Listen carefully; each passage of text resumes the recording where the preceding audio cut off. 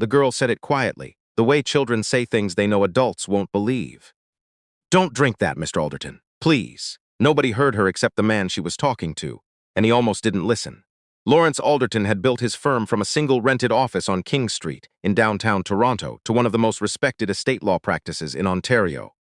41 years. That was how long it had taken. He had outlasted 3 recessions, 2 divorces, the first painful, the second merely expensive, and the kind of quiet professional rivalries that never get spoken aloud but never quite go away either. He was 63 years old, and he had earned, in the most literal sense of that word, every single thing he had. The party was his idea. That part mattered, later, when people tried to reconstruct the evening. It was Lawrence who had decided that the signing of the Whitfield Crane estate documents, a transfer of assets worth somewhere north of $40 million, deserved a proper send-off. He was retiring at the end of the year. This was his last major file. He had told his assistant, a sharp woman named Beverly Okafor, who had worked for him for 11 years, to book the private dining room at the Humber Club and spare no expense. Beverly had done exactly that. The room held 22 people that evening, senior partners, a few longtime clients, 2 judges who were personal friends, the Whitfield Crane family representatives, cousins, mostly, since the original clients had died, and assorted spouses. The wine had been chosen by the club's sommelier. The flowers were white and cream, tall and severe in the way Lawrence preferred. The table ran the length of the room, and at its head sat a decanter of scotch that had been brought up from the cellar specifically because it was Lawrence's favorite, a 24-year-old Speyside that the club kept for occasions exactly like this one. His glass had been poured before he arrived. That should have struck someone as odd. It didn't. Zoe was 9 years old. She was there because her mother, Claudette Osi-Mensah, was the club's event coordinator, and the evening sitter had canceled at 5 o'clock, and there had been no time to find a replacement. Claudette had brought Zoe in through the service entrance with strict instructions. "Stay near the wall, don't touch anything, don't speak to the guests." Zoe had been given a small plate of bread rolls and a glass of ginger ale and installed on a chair just inside the service door at the far end of the room, half hidden by a column. She was good at being invisible. She had done it before at her mother's events. She knew how to sit still, how to fold herself small, how to watch without being watched. And Zoe watched. She watched the guests arrive, the way the men in their dark suits shook hands with both hands, the way the women with their carefully set hair leaned in for cheek kisses that didn't quite make contact. She watched the waitstaff move in their practiced way, refilling glasses before they were empty. She watched the man at the head of the table, the important one, the one everyone kept glancing at, lower himself into his chair with the comfortable ease of a man who had sat in that exact kind of chair his entire life. She watched a woman in a green dress approach the table before he arrived. The woman stood at Lawrence's place for only a moment. She reached into her small clutch and removed something, and her hand moved over the crystal glass of scotch, and then she stepped back and adjusted the sleeve of her dress and walked to her own seat as though she had only been straightening the place setting. Nobody else was watching the table at that moment. The servers were bringing in the first course. The guests were still greeting one another near the entrance. Lawrence himself hadn't come in yet. Zoe had seen it. She didn't know exactly what the woman had put in the glass. She sat with that knowledge through the first 10 minutes of the dinner, while the guests settled and the bread was served, and Lawrence Alderton came in through the main door to a warm round of applause. She sat with it while he took his seat and shook the hands that reached toward him from either side. She sat with it while the woman in the green dress, who was seated only 3 chairs away from him on his right, smiled at him with the particular warmth of long acquaintance. Then Lawrence reached for his glass, and Zoe stood up. She had to cross the length of the room. It felt very long. Several guests looked up as she moved, surprised by the appearance of a small girl in a navy cardigan, making her way along the wall with careful, deliberate steps. One man raised an eyebrow. A woman touched her companion's arm. Zoe didn't run. She had been at enough of her mother's events to understand that running caused panic, and panic caused the wrong kind of attention. She walked as quickly as she could without running, and she reached Lawrence's chair just as his hand closed around the base of the glass. She touched his sleeve. He looked down at her. He had kind eyes, she thought. Tired but kind, the eyes of a man who had seen a great many things and found most of them more interesting than alarming. "Don't drink that, Mr. Alderton. Please," she said. The table went quiet in the immediate radius. Not the whole room, just the few guests nearest the head, who turned to see what the child was doing there. Lawrence set the glass down, slowly, with the careful precision of a man who was used to giving things appropriate weight. He looked at Zoe steadily. I'm sorry, I saw someone put something in your glass. Before you came in. The quiet spread. It moved outward from Lawrence's end of the table the way quiet does when something has been said that cannot be unsaid. His named partner, a man named Jeffrey Cahill, who had been with the firm for 22 years, leaned forward from 2 seats down. What on earth is this child doing in here? He looked toward the door, scanning for staff. She's the coordinator's daughter, someone said. Well, someone should. Who sent you over here? A woman asked, not unkindly, but with the firm authority of someone accustomed to managing situations. This was Harriet Vance, one of the senior associates, 47 years old and relentlessly competent. Did someone ask you to come say that? No, Zoe said. Did you come in here on your own? Yes, sweetheart. Harriet's voice softened in the way voices do when adults are trying to be gentle with a child they have already decided is wrong. This is a very important evening. People work very hard too. I saw her do it, Zoe pointed. Not dramatically. She simply pointed, the way she would have pointed at the answer on a classroom board. The lady in the green dress. She put something in the glass from her purse. Every head turned. The woman in the green dress was named Sylvia Brennan. She was 55 years old, a corporate litigator of significant reputation, and she had known Lawrence Alderton for over 2 decades. They had been on opposing sides of a dozen files. They had been on the same side of a few more. They had, at various points over those years, been something more than professional acquaintances, though that had ended quietly and without apparent acrimony 7 years ago. She was on the guest list because Lawrence had put her there himself. She was seated close to him, because that was where he had asked the seating chart to place her. She looked at Zoe. Her expression did not change immediately. That was what people remembered afterward. Not that she seemed guilty, but that she seemed to be very carefully deciding what to seem. Lawrence, she said, I don't know where this child has come from or what she thinks she saw, but I haven't touched anything on this table. I came to this dinner to celebrate you, and I find this. She spread her hands slightly. I find this quite upsetting, frankly. Lawrence looked at Sylvia. He had known her for 23 years. He knew the particular register of her voice when she was constructing an argument versus when she was telling the truth. He was a lawyer. He had spent 4 decades learning to hear the difference. He looked back at Zoe. What exactly did you see? He asked. The room was very still. Zoe described it in the plain, sequential way of a child who has not yet learned to cushion difficult information in softening language. She described the woman in the green dress standing at Lawrence's place setting. She described seeing a hand open a small purse. She described the movement over the glass. Not a long movement, she said, just a quick one. And then the woman adjusting her sleeve and walking back. She said it clearly. She said it once. She didn't embellish. Jeffrey Cahill made a sound of impatience. Lawrence, surely we're not going to halt the evening on the word of a 9-year-old who has wandered in off the service corridor. I'm not halting anything, Lawrence said. He hadn't raised his voice. He hadn't reached for the glass again either. I'm listening to what's being said to me. She's a child. I've made decisions based on worse testimony from better-paid witnesses. Lawrence looked at the glass. It was, to all appearances, a perfectly ordinary glass of 24-year-old scotch, amber and still. He had been looking forward to it since Beverly had told him it had been brought up from the cellar. He pushed it aside. I'd like to not drink this, he said, and his voice was even. I'd like someone to call the club manager, and I'd like this glass to be left exactly where it is. The silence that followed was the particular silence of a room in which everyone is trying very hard not to look at the same person. Sylvia Brennan set down her napkin. I think, she said, that I'll step outside for a moment. She said it pleasantly. She stood up the way people stand up at dinner parties when they're excusing themselves to the washroom. She even began to push her chair back with the unhurried ease of someone with absolutely nothing to worry about. Jeffrey, Lawrence said without looking up, would you mind? Jeffrey Cahill, who had over 22 years learned to hear certain things in Lawrence's voice, stood up and moved to stand near the dining room door before Sylvia had taken 3 steps. He didn't block her. He simply stood there, in the way that large men with good suits and quiet authority tend to stand in doorways. Sylvia stopped. The club manager arrived within 4 minutes. His name was Thomas Ridley, a composed man of 50 who had worked at the Humber Club for most of his adult life and had, in that time, managed a remarkable variety of situations without ever raising his voice.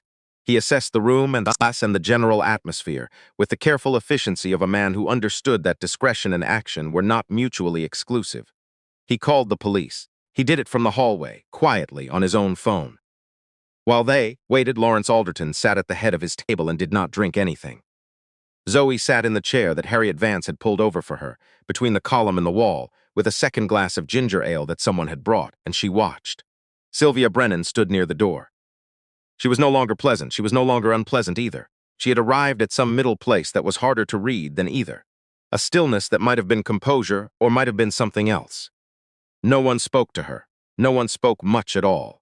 At some point during the quiet, one of the Whitfield Crane cousins, a young man named Patrick, who had driven up from Hamilton for the evening and had been expecting a fairly straightforward dinner about a fairly large inheritance, leaned toward the woman beside him and said in a whisper loud enough to be heard by the four nearest seats, "Does this sort of thing happen often at these events?" The woman beside him, who was one of the two judges, said, "No." Two officers from 14 Division arrived at 7:43. They were calm and thorough. One of them spoke to Thomas Ridley. One spoke to Lawrence. The glass was photographed in situ before it was handled, which suggested that someone, Ridley, probably, had mentioned the possibility of a tampering scenario when he called it in. Zoe was asked to describe what she had seen. She did so, to a tall officer, with a notepad and a manner that was careful and attentive in the way that good officers are careful and attentive with child witnesses. She told him the same thing she had told Lawrence in the table. The woman in the green dress, the clutch, the movement over the glass, the adjusting of the sleeve. She was not asked leading questions. She was not pushed or guided. She simply told what she had seen, and the officer wrote it down. Sylvia Brennan was asked to remain in the club pending further inquiry. Her clutch was examined with her consent, and then, when she withdrew consent partway through, with a warrant that arrived, digitally, within the hour. Inside the clutch, a phone, a tube of lip balm, a card case, a folded tissue, a small amount of cash, and a glass vial, empty, that smelled of something that the first officer described in his notes as chemical and acrid. The vial was bagged, the scotch was taken for testing. The dinner did not resume. Lawrence sat in the club's reading room while the officers completed their work in the dining room. Beverly Okafor, who had been called, arrived at 8:15 and spent several minutes standing in the doorway of the reading room, looking at her employer, with an expression that combined profound relief and profound exasperation in roughly equal measure. "You're all right," she said. It wasn't entirely a question. "I'm entirely all right," Lawrence said. Thanks to a 9-year-old with better observational skills than 22 practicing lawyers, Beverly sat down across from him. "Did you have any idea? About Sylvia?" Lawrence was quiet for a moment. Outside, through the tall reading room windows, the lights along the Humber were steady and cold. "I knew she was angry," he said, "about the Whitfield Crane file. She'd been retained by one of the secondary beneficiaries about 3 years ago. Filed a challenge that didn't go anywhere. I thought it was over. It wasn't over for her. No." He looked at his hands. "No, apparently not." What Beverly didn't say, and what Lawrence already knew, was that if the Whitfield Crane documents had been signed that evening, which had been the plan, and if Lawrence had then been found dead, or incapacitated, or otherwise unable to clarify the circumstances of the signing, the whole estate transfer would have been thrown into uncertainty. Challenges could have been filed. Everything could have been reopened. $40 million worth of settled law could have become unsettled in ways that might, eventually, have benefited someone who had access to very good legal representation and no compunction about using it. It was, in its way, a precise plan. It just hadn't accounted for a 9-year-old in a navy cardigan sitting on a chair near the service door with nothing to do but pay attention. Claudette Osi Mensah found her daughter in the reading room at 20 minutes to 9. She had been briefed, briefly and incompletely, by Thomas Ridley, and she arrived with the particular expression of a parent who is simultaneously proud and terrified, and not yet certain which one she is allowed to show first. Zoe looked up when she heard her mother's footsteps and went immediately across the room to her, and Claudette held her daughter for a long time without saying anything. Over Zoe's head, she looked at Lawrence Alderton. "She's my daughter," she said. "I'm so sorry I told her to stay by the wall." "She did stay by the wall," Lawrence said, "right up until the moment she needed not to." He stood up. He was a tall man, and the standing up took more effort than it once had, the particular effort of a man who has spent 20 years at a desk and is beginning to notice what that has cost him. He crossed the room and crouched down, which was its own effort, until he was at something closer to Zoe's eye level. "I want you to know," he said, "that what you did this evening was one of the bravest things I've seen in a very long time, and I've seen a fair few things." Zoe looked at him with the steady gaze that had been unnerving adults all evening. "You believed me," she said. "That's why it worked. Because you actually listened." Lawrence held her gaze. Something in his face shifted in a way that was hard to name. Not regret, exactly, but something adjacent to it. "I almost didn't," he said quietly. "I want you to know that. I know that." Zoe considered this. But you did, she said. I did.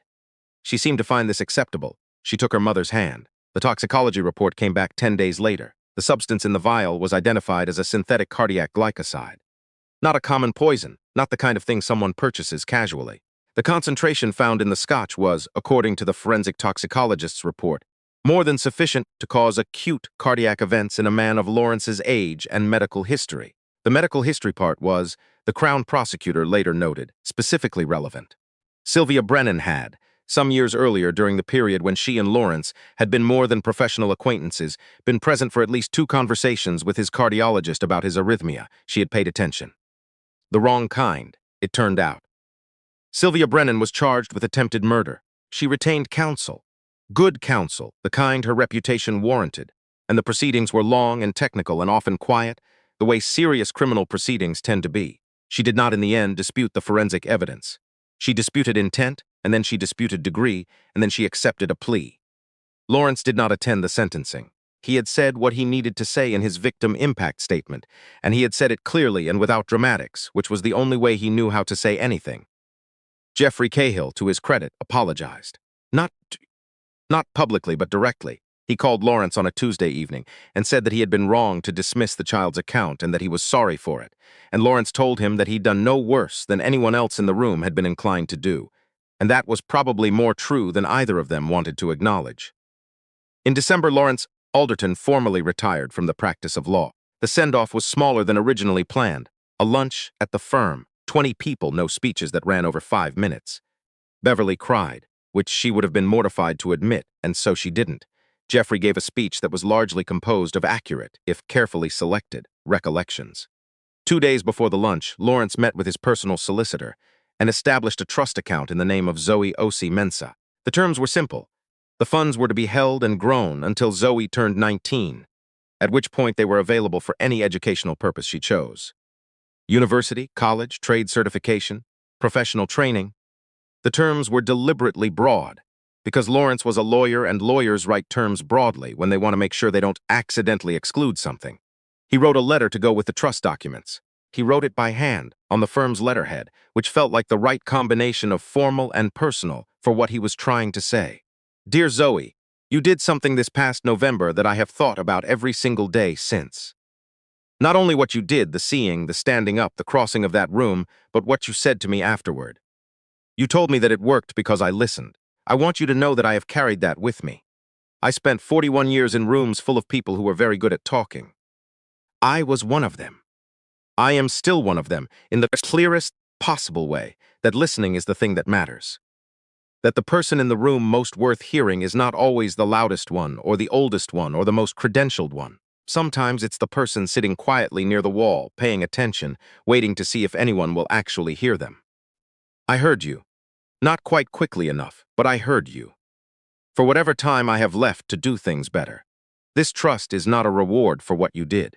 You didn't do it for a reward, and it would be slightly insulting to frame it that way. It is simply an expression of the fact that I would like, in some small way, to be in the room when you decide what you want to do next. I think that room is going to be interesting. With deep gratitude, Lawrence Alderton Claudette read the letter twice before she let Zoe read it. Then she sat at the kitchen table in their apartment on Runnymede Road and let herself be overwhelmed for exactly 3 minutes, which was the amount of time she had decided was appropriate, and then she got up and made tea. Zoe read the letter at the kitchen table, slowly, the way she read things she wanted to remember. When she finished, she folded it along its original crease and set it down. He has nice handwriting, she said. Claudette laughed. It came out louder than she expected. He does, she said. Zoe looked at the letter for another moment. I'm going to write him back, she said. Okay. I'm going to tell him about the career fair at school. We had to pick 3 things we might want to be. I put lawyer first. Claudette looked at her daughter across the table. This small, watchful person who had walked the length of a dining room full of important adults with a glass of ginger ale and nothing else to protect her, and had said her piece clearly and once, and had waited to see if anyone would hear it. He's going to like that, Claudette said. Zoe picked up a pen and pulled a piece of paper toward her, and she started to write.